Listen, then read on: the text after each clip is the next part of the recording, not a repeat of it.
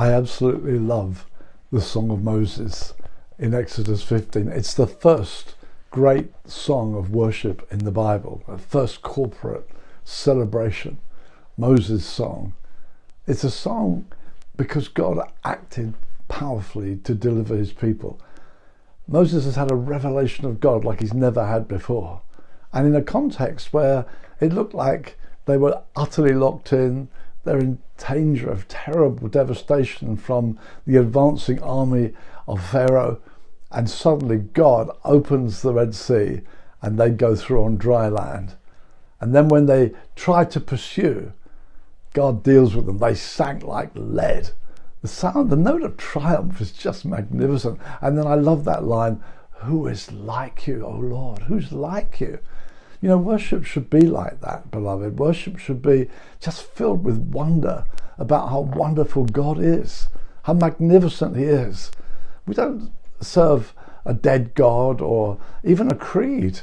We serve a living God who acts on our behalf and is worthy of our praise. And also, worship and faith go together. This was dynamic faith. Stand still, see the salvation of God, lift up your staff, come with me, see me act.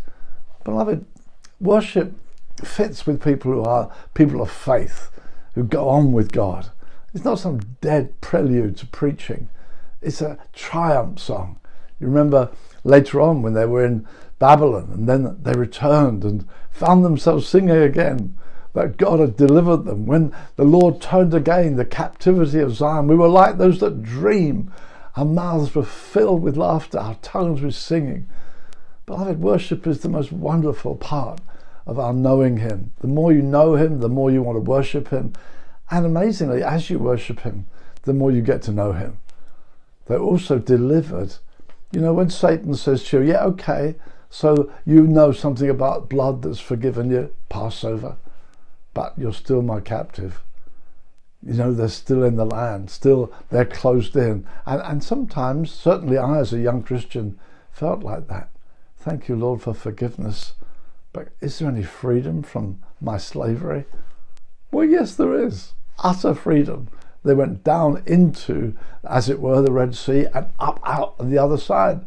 It's like Romans 6, you've been buried with him in baptism. You've been raised in newness of life. You were a slave of sin. Now you're a slave of righteousness. God has set you free. Walk as those enjoying the freedom that God has provided and worship him with all your heart.